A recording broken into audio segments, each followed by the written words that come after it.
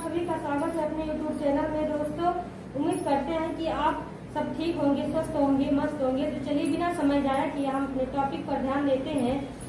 आज का हमारा टॉपिक है दिशा और दूरी, अभ्यास 3। दिशा और दूरी का अभ्यास 3 है। तो चलिए बिना समय गंवाए अपने सवाल पर ध्यान देते हैं। सामने देखिए, तभी आपको ये सवाल समझ में आएगा। तो चलिए सवाल पर ध्यान देते हैं। आज का सवाल है, गांव बी जो गांव ए के उत्तर में स्थित है, गांव सी जो बी के पूरब में स्थित है। गांव बी जो गायें हैं गांव ए के गांव सी के सापेक्ष में गांव डी किस दिशा में है। यानी ये थोड़ा डिफिकल्ट सवाल है, लेकिन अगर आप ध्यान देंगे तो बस समझने मात्र की देरी है। जैसे आप ये सवाल समझ जाएंगे, आपको इसका उत्तर स्वयं सामने आ जाएगा। तो चलिए बिना समय गंवाए आप सामने देखिए और सवाल ध्यान से देखिए, समझ में आ जाएगा। तो सबसे पहले हम अपनी 4 दिशाएं बनाते हैं, उत्तर, पूरब, दक्षिण और पश्चिम। लेकिन यहाँ 4 दिशाएं से काम नहीं चलेगी, हमें 8 दिशाएं बनानी पड़ेगी। ये हमारी 8 दिशाएं हो गई। ये हो गया उत्तर पश्चिम, ये है उत्तर पूरब, ये है दक्षिण पूरब, और ये है दक्षिण पश्चिम कहो या दक्षिण पश्चिम कहो, या पश्चिम दक्षिण या दक्षिण पश्चिम। तो ये है दक्षिण पश्चिम। ये हमारी 8 दिशाएं हैं। तो क्या सवाल कह रहा है, ध्यान दीजिए कि कैसे ये सवाल लगेगा। तो सवाल कह रहा है, गांव बी जो गांव ए के उत्तर में है, यानी कैसे, गांव बी जो गांव ए के उत्तर में स्थित है।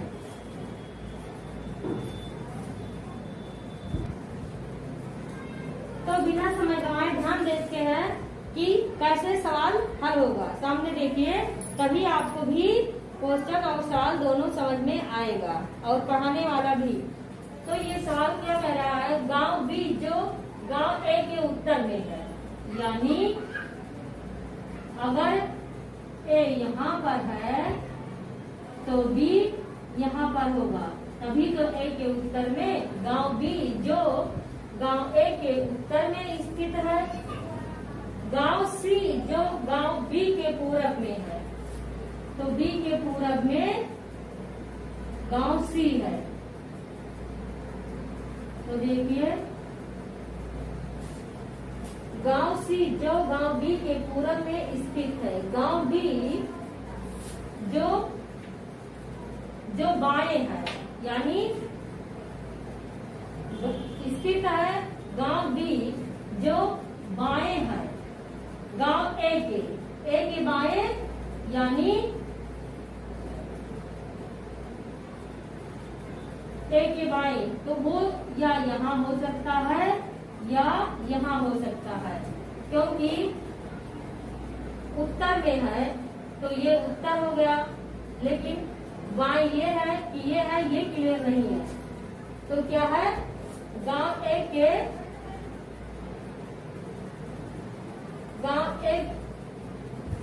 गांव बी जो बाएं है गांव ए के, गांव सी के सापेक्ष में गांव डी किस दिशा में है।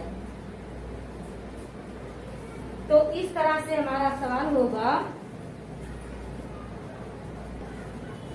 तो समझिए, जो यहाँ था डी, तो यहाँ नहीं होगा। किस लिए, क्योंकि ये उत्तर में बता रहा है, तो ये उत्तर में है, तो इसका बायां यही होगा, ये इसका दायां हो जाएगा। ये बायां है और ये दायां है, तो दायां का हमें कोई बात नहीं करनी है, इसीलिए ये हो जाएगा। तो हमारा ये रिश्ता पूछ रहा है सी और डी का, सी और डी का पूछ रहा है।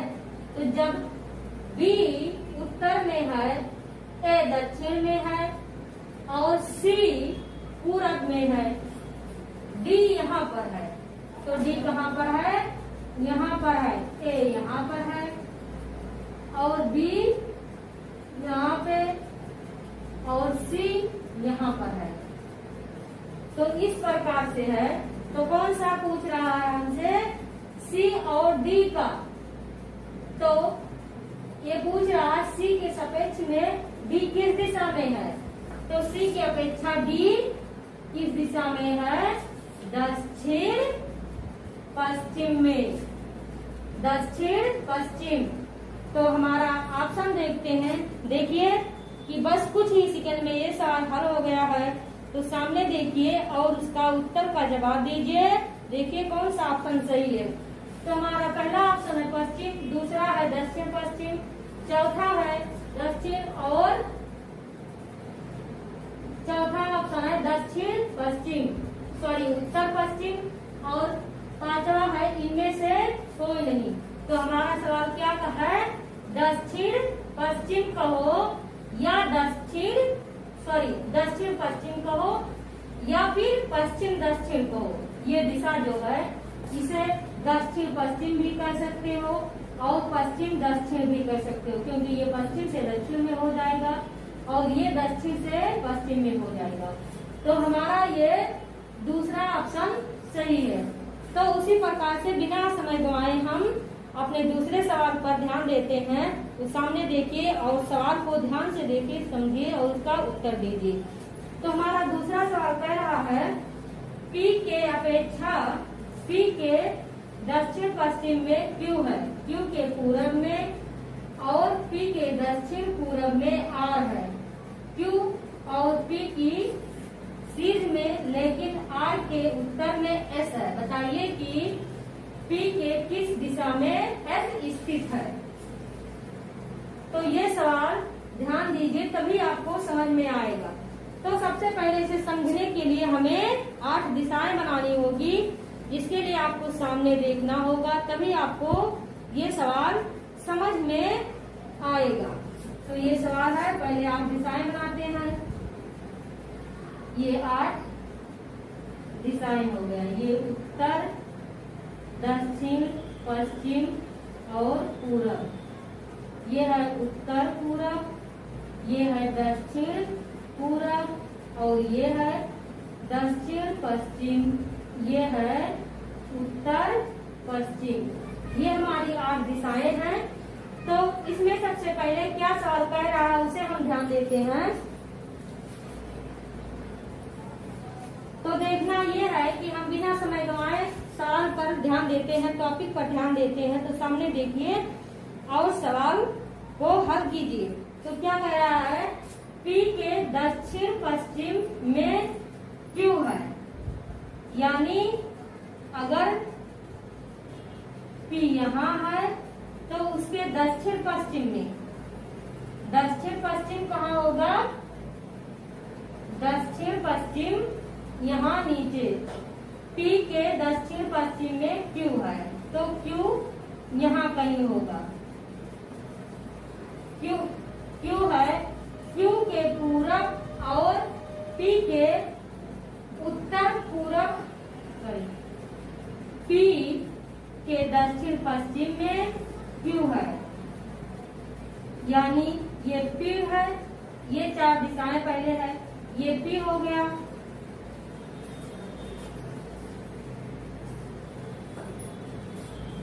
ये P है और ये Q इसके दक्षिण पश्चिम में हो गया, दक्षिण और पश्चिम Q हो गया। Q के पूरब और P के दक्षिण पूरब में R है, दक्षिण पूरब में R है, तो R कहाँ होगा, सीधे ये लकीर इस तरह बनेगा और R यहाँ होगा, R यहाँ एक लकीर इस टाइप बनेगी। तो ये Q हो गया दक्षिण पश्चिम में, ये इसके दक्षिण पश्चिम में Q हो गया, दक्षिण पश्चिम दक्षिण पूरब में Q है। तो देखिए दक्षिण पूरब में Q हो गया, R हो गया। Q और P की सीध में के उत्तर में एस होगा। तो देखिए क्यू और पी के सीध ऐसा है, आर के सीध में है, लेकिन आर के सीध उत्तर में ऐसा है। तो उत्तर में हो गया। बताइए कि पी के किस दिशा में एस स्थित है। तो क्या सवाल कह रहा है, देखिए ध्यान से, एक बार फिर से ध्यान से सवाल देख लीजिए, जिससे आपको समझ में आ जाए। सामने देखिए और सवाल को समझिए। सवाल क्या कह रहा है, पी के दक्षिण पश्चिम में क्यू है। तो दक्षिण पश्चिम में क्यू हो गया। क्यू के पूरब और पी के दक्षिण पूरब में आर है। तो देखिए क्यू के पूरब और पी के दक्षिण पूरब में आर है। क्यू और पी की सीध में, लेकिन आर के उत्तर में एस है। तो देखिए क्यू और पी की सीध में, आर के उत्तर में एस है। बताइए कि पी के किस दिशा में एस स्थित है। क्या कह रहा, पी के किस दिशा में एस स्थित है। तो देखिए ये पश्चिम है, ये पूरब, ये उत्तर और ये दक्षिण। तो अगर पी यहाँ है तो ये तिरछा पूछ रहा है, तो किस में है, उत्तर पूरब। तो हमारा पहला ऑप्शन है पूरब, दूसरा है उत्तर पूरब, तीसरा है उत्तर, चौथा है दक्षिण पश्चिम और पांचवा है इनमें से कोई नहीं। तो हमें इनमें से कोई नहीं देखना है, हमें देखना ये है उत्तर पूरब। ये हमारा दूसरा ऑप्शन है। तो दूसरा ऑप्शन हमारा सही है, उत्तर पूरब। पी के उत्तर पूरब में एस स्थित है। तो दोस्तों आज का हमारा टॉपिक यही समाप्त होता है। अगर आपको वीडियो पसंद आई है तो प्लीज लाइक, शेयर और सब्सक्राइब कीजिए, ज्यादा से ज्यादा शेयर कीजिए। हमारे साथ बने रहने के लिए धन्यवाद। अगले दिन मैं एक नए टॉपिक के साथ आपके सामने आऊंगी। तब तक के लिए जय हिंद, जय भारत।